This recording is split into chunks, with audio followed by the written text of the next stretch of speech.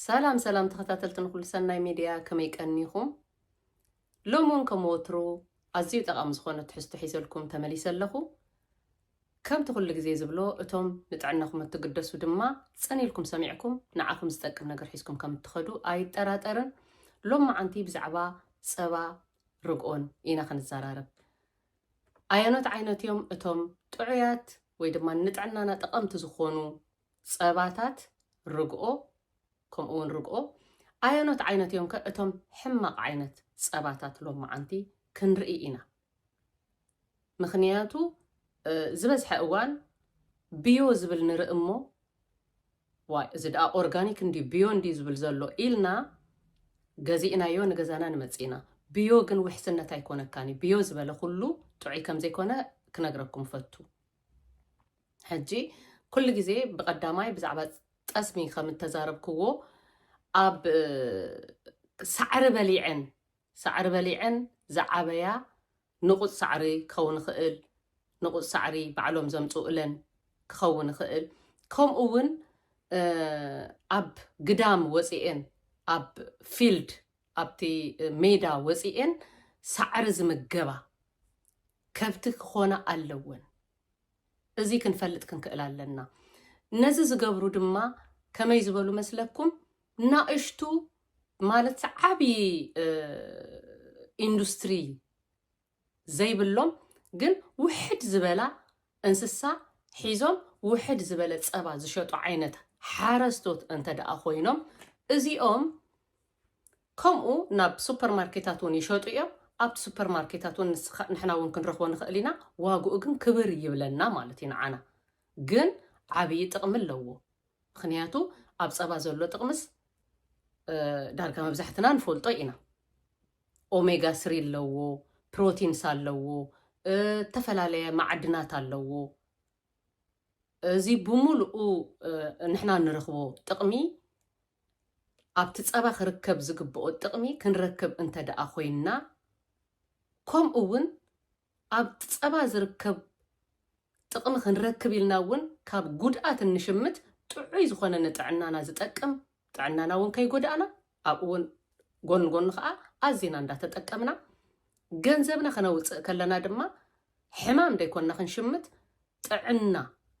ዘለዎ ፀባ ምእታን ክንገዝእ ክነለልዮ ኣለና ናይ ዓይነት ፀባ ኢና ንጥቀም ከምቲ ዝበልኩኹም ሳዕሪ ዝበልዓ ምዃነን ሬጊዮናል ምዃነን እንደገና ከዓ ከምቲ ዝበልኩኹም ብዓበይቲ ኢንዱስትሪታት ዝሓልፍ ዝምስራሕ እንተደኣ ኮይኑ እቲ ፀባታት እንታይ ይኸውን ከምቲ ብቐዳማይ ዝበልክዎ ተረፍ መረፍ ፓርቲክልስ ናይቲ ኣብቲ ኢንዱስትሪ ናይተን ማሽናት እሱ ንባዕሉ ናብቲ ፀባ ማይግሬት ይገብር እሞ ንጥዕናና ኣዝዩ ጎዳኢ ዝኾኑ ኬሚካላት ተረፍ መረፍ ናብኡ ኣትዩ ወይ ድማ ትራንስፈር ገይሩ ንጥዕናና ናብቲ ፀባ ኣትዩ ክጎዳኣና ይኽእል እዩ ተፈላለየ ካንሰር ተፈላለየ ነገራት ማለት እዩ ክረኽበና ይኽእል እዩ ከምኡ ከዓ ንኣብነት ኣብዚ ካብ ሬቨ እትገዝኡ ፀባ ካብ ሬቨ እትገዝኡ ሰባት እንተደኣ ሃሊኹም ኣብ ሬቨ ተፈላለየ ዓይነት ፀባ እዩ ዘሎ ንኣብነት ጥዑይ ፀባ እውን ኣሎ ሕማቕ ፀባ እውን ኣሎ ኣብ ሬቨ ካብቲ ሕማቕ ፀባ ሓደ ያ ዝብል ያ ፅሕፈት ዘለዎ ፀባ እንተደኣ ረኺብኩም እዚ ፀባ እዚ ወይ ድማ ትገዝኡ እንተደኣ ኮይንኩም እዚ ፀባ እዚ ኣዝዩ ሕማቕ ጀርምስ ኣብ ውሽጡ ዘለዎ ከምኡ ድማኒ ከምቲ ዝበልኩም ድማ ተረፍ መረፍ ናይቲ ኢንዱስትሪ ዘለዎ ኬሚካላት ድማ ናብኡ ትራንስፈር ዝተገብረ ወይ ድማ ማይግሬት ዝተገብረ ኣብ ናይ 2024 ኣብ ዝተገብረ ናይ ምርመራ ናይ ላብራቶሪ ኢኮቴስት ዝበሃል ኣብኡ ኣብ ዝተገብረ ምርመራ እዚ ያ ዝበሃል ናይ ሬቨ ፀባ 50 ካብ 100 ጥራሕ እዩ ፍርቂ ማለት እዩ 50 ካብ 100 ጥራሕ እዩ እንታይ ኮይኑ ጥዑይ ኮይኑ ተረኺቡ እቲ 50 ካብ 100 ግን ብጣዕሚ ንጥዕና ደቂ ሰባት ሃሳይ ኮይኑ ተረኺቡሎ ማለት እዩ ስለዚ እዚ ያ ዝብል ፀባ እንተደይ ገዛእኩም ካብ ሬቨ ዝሓሸ እዩ ንጥዕናኩም ከይትጎድኡ ዋጋ ክሓስረልኩም ኢልኩም ብገንዘብኩም ሕማም ኣይትሸምቱ ሓደ እዚ ካልእ ድማኒ ቫይንሽቴፋን ዝበሃል ካብ በዓል ሊድል ዝግዛእ ቫይንሽቴፋን ፀባ ቫይንሽቴፋን ከዓ ልክዕ ከምኡ ከምዚ ሕጂ ክብለኩም ፀናሕኩ ናይ ሬቫ ዓይነት ፀባ ብጣዕሚ ንጥዕና ጎዳኢ ዝኾነ ትሕዝቶታት ዘለዎ እሞ ድማ ኣዝዩ ካብ መጠን ንላዕሊ ስለ ዝፈልሐ እቲ ጥቕሚ ብምልኡ ተመፂጡ ዝወፀ እዩ ማለት እዩ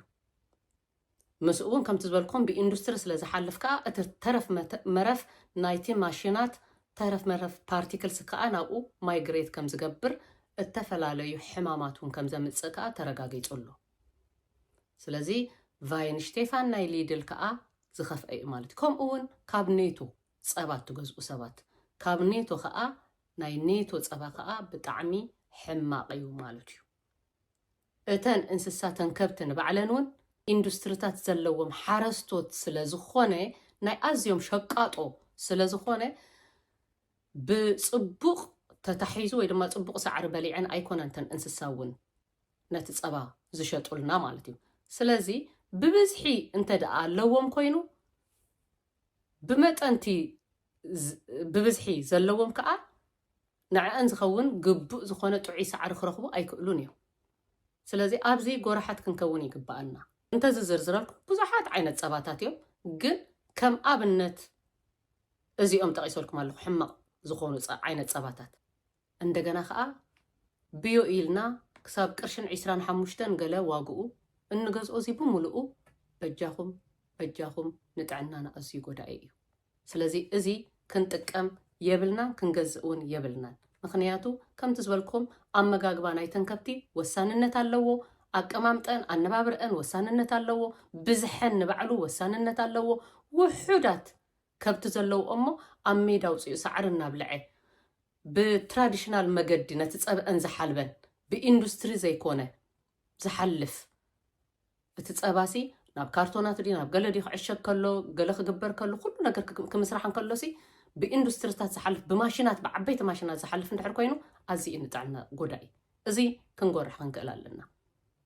ናይ ንእሽቲ ሓረስቶት እንድሕር ኮይኑ ግን ብትራዲሽናል መንገዲ ኖርማል ይሓልብዎን ካብኡ ንድሓር ከዓ ከምኡ ገይሮም ዓሽጎም ይሸጥዎ ካልእ ናይ መወዳእታ ክትገዝኡን ከለኹም ፀባ ድማ ውሽጡ እቲ ትገዝኡሉ ኣቕሓ ንባዕሉ ካርቶን ወረቐት እንተኮይኑ ኣዝዩ ብጣዕሚ ፅቡቕ ጥርሙዝ እንተኮይኑ ከዓ ዝበለፀ ፅቡቕ ካልእ ብውሽጡ እዚ ኣሌፎልየ ዝበሃል እቲ ዓጨጨጭ ዝብል እንታይ ሽሙ ዝመስል እዚ ወረቐት ዝመስል ምሻሎ ኣሌፎልየ ድብልዎ ከምኡ ዓይነት እቲ ብርቅሪቅ ድብል ወረቐት ዘለዎ ብውሽጢ እንተደኣ ኮይኑ ከምኡ ዓይነት መትሓዚ ባኮ ብውሽጢ ከምኡ እንተደኣ ኮይኑ ግን ክትጥንቀቁ ኣለኩም ንሱ ክትገዝእዎ የብልኩምን ነቲ ፀባ ብጣዕሚ እዩ ዝጎድኦ ናብቲ ፀባ ከዓ ዝሓልፍ ካብቲ ብርቅሪቅ ዝብል ወረቐት ናብቲ ፀባ ዝሓልፍ ከዓ ንጥዕናና ዝጎድእ ነገር ኣለዎ እቶም ኣዝዮም ንጥዕናና ዝጠቕሙ ዓይነት ፀባታት ድማ ሎም መዓንቲ ክልተ ኣብ ዝጎነይ ሒዘልኩም ኣለኹ ኣነ ባዕለይ ዝጥቀመሎም ዘለኹ ምስ ተማሃርኩሉ ምስ ፈለጥክዎ ዝገዛእኽዎ ማለት እዩ እምበር ቀደም ኣነ ቢዮ ዝብል ኣንቢበ ኦርጋኒክ ኢለ ወላ ካብ ኔቶ ይገዝእ ነይረ ማለት እዩ ሓቂ ዘረባ እያ ትብል ፀባ ካብ ሬቨ ገዚአ እያ ይፈልጥን ካብ ኔቶ ግን ይገዝእ ነይረ ማለት ኣብ ጥቃ ገዛ ይውን ኔቶ ስለ ዘሎ ቢዮ ብቅርሽን 25 ቢዮ ናይ ኔቶ ይገዝእ ነይረ ቫይንሽቴፋን እውን ገዚአ ይፈልጥ ናይ ጥርሙስ እዚ ብምሉኡ ግን ሕማቕ ምዃኑ ፈሊጠ ማለት እዩ ስለዚ ካብቲ ኣነ ተምሃርኩሉ ከዓ ንስኻትኩም ክትመሃሩ ኣለኩም ኦኬ ሎማ ዓንቲ ዘርእየኩም ፀባ ናይ ንእሽቲ ሓረስቶት ከምታ ብቀዳማይ ጠስሚ ዘርኣኹኹም ዓይነት ሎማ ዓንቲ እውን እዛ ፀባ ንዓኣ ትመስል ናታ ትካልያ ናይቶም ሓረስቶት ንእሽቲ ሓረስቶት ነተን ጠስሚ ብቀዳማይ ዘርኣኹኹም ልክዕ ከም ኣኸ ጥዒቲ ፀባ ናታ እያ ሓንቲ ዓይነት እየን ማለት እዩ ካብዚ ፀባ እዚ ዝወፀ እቲ ጠስሚ ብቀዳማይ ዘርኣኹኹም ማለት እዩ ስለዚ እዚኣ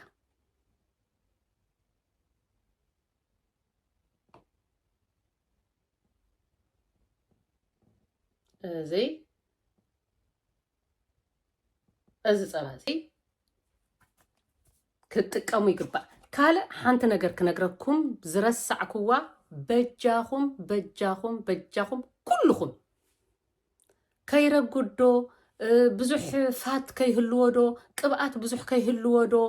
ገለመለ ኢልኩም 1.5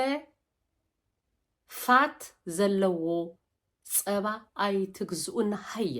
ናሃየን በጃኹም ብጣዕሚ ሓደገኛ እዩ 3.8 ወይ ድማ 3.5 እዚኣ ሕጂ 3.8 እያ ራእይዋ ኣብዚ ዶ ትሪእዎ ኣለኹም 3.8 ትገዝኡ እንድሕር ክተቕጥንዎ ደሊኹም ማይ ወስኽሉ ገዛኹም ባዕልኹም ካብ ንሶም ኣብ ፋብሪካ እትዮም ነቲ ጥቕሙ ብምሉኡ ምጥምጥ ኣቢሎም መዝሚዞም ዘውፅእዎ እሞ ብፋብሪካ ተመዝመዘ ብተፈላለየ ሲስተማት ዝሓለፈ ካብ እትሰትዩ 1.5 በቃ ብብዝሒ ቅብኣት ዘይብሉ ፀባ እየ ዝሰቲ ካብ እትብሉ ኣብ ገዛኹም ነዚ ወሲድኩም ነቲ ጥዑይ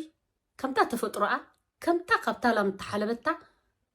كما أخذت لام تحاليبا 3.8 شو نسخاتكم تقدريكم تاي تقبروا كتقطنوا أنت دلهم أبغزكم دوما يوسخلوا كم غيركم تتقموا بليس بجخم حدا نتبع مش تزبل صبا كي تجزوا كال أي صبا دما هام فيلدر هوف تبلالا زي أدما بتعمل تصبغت صبا زي أكابريفي إيه حاجة أنا دجزا ريجيوناليو نايز خبابيو ناينا أشتحرستوتيو سلازي أنا أنت أخذ لكم دلي كبر خيليو جني يخبر طعناكم يبلصكم نسخم من دقكم من سلازي حق زربا صبا اتفلطو سبات ወይ ድማ ብጸባ ዝዓበኩም ሰባት ደቂ ሓረስቶት እንተዳሃሊኹም ወይ ድማ ምስ ጸባ ጽቡቕ ጌርኩም ንጸባ ትፈልጥዎ ሰባት ተዳሃሊኹም እዘን ጸባታት እዚአን ብእውነት የዝብለኩም ደለኹ ጥዒምኩምን መቐረተን ልክዕ ከምቲ ናይ ዓድና ናይ ላም ጸባ እዩ በቃ ኣብኣ ኸላ ስለዚ ክትፈልጥዎ ኢኹም ጣዕሚ ሰበልኩም እሞ ሓቂ ምዃኑ ክትፈልጥዎ ኢኹም ከምኡ እውን ካልእ ኸኣ ሓንቲ ሓደ ክልተ ዝኾና ኣለዋ እቲ ስመን ክጽሕፈልኩም እየ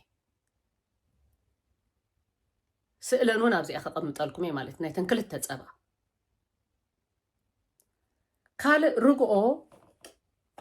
ኣብዚ እንደህለ ርግኦ ናይ እዚኣ እያ ልክዕ እዚኣ እዛ ጸባ እዚኣን እዛ ርግኦ እዚኣን ዳርጋ ሓደ እየን እዚኣ ርግኦ እያ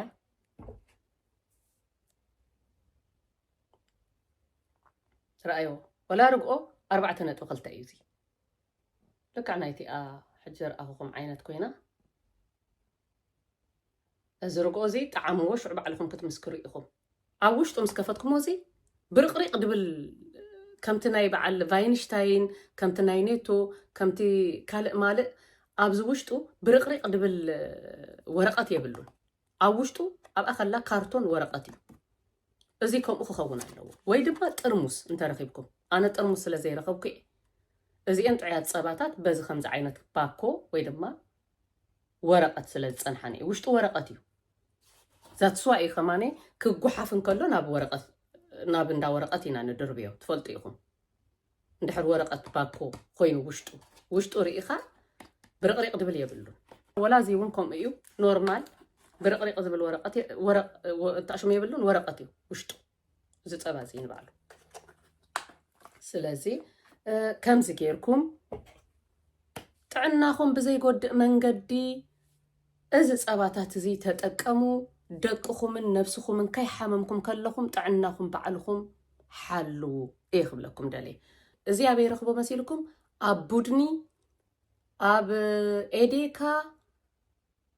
ኣብ ኣልናቱራ ትረኽብዎ ኢኹም እዚ ወላዚ እውን ኣብ ኤዴካ ኣለኩም ኣብ ኣልናቱራል ኤዴካ ክትረኽብዎ ኢኹም ኣብ ሬቨ ክትረኽብዎ ኢኹም ገይርኩም ጥዕናኹም ሓሉ ይኽብለኩም ደሊ ኣነ ካብቲ ተምሃርክዎ እየ ከምኡ ይምሃር ስለ ዘለኹ ታዘ ዝተምሃርክዋ ከዓ ናባኻትኩም ሒዘልኩም ይመጽእ ኣነ ብገዛ የምጽኣ ይጥቀም ንዓኻትኩም ከዓ ምሕፋሱ እዚ ጸባ እዚ ሕጂ ቅድሕ ሓቢልኩም ክትርእይዎ ከለኹም ክትጥዕምዎ ከለኹም ወላ ብዙሕ ኢሉ ክትጥዕምዎ ከለኹም ናይ ብሓቂ በቃ ናይ ብሓቂ ትግረሙ ኢኹም أبا إني رسقع تبليكم تكونوا سلازي كم زي أجيركم تتأكموا بزح كابتي بزح يكبرني قرب سنة تيمي خد وسيخكم تعي تمجبوا نخالو أتك أخذ أكملوا مئتان شير أنت تجبروه እቶም ሰብስክራይብ ከይገበርኩም ትሪኡ ከዓ ሰብስክራይብ እናገበርኩም እንተ ትሪኡ ንዓይ እንተ ትሕግዙኒ ከምኡ እውን ላይክ እናገበርኩም ከዓ እንተ ትሪኡ ጽቡቕ ምኾነ እዚ ሚድያ እዛ ቻነል ከዓ ምዕበኹምማ ሽዑ ንኹልና ከዓ መምሃሪት ትኾነና ማለት እዩ ስለዚ እዚ ስለትገብሩ ከዓ ኣቐዲመ ይመስግን እቶም ሰብስክራይብ እንዳገበርኩም ብዝተፈላለየ መገዲ ከዓ ተተባብዑኒ ዘለኹም ከዓ ክብረት ይሃበለይ እንዳበልኩ ክሳብ ኣብ ዝቕፅል ንዓኻትኩም ዝጠቅም ትሕዝቶ ሒዘ ዝመጽእ ከዓ ሰላም ቅነ ይግበረልና ንኹልና እግዚአብሔር ምስ ኩልና ይኹን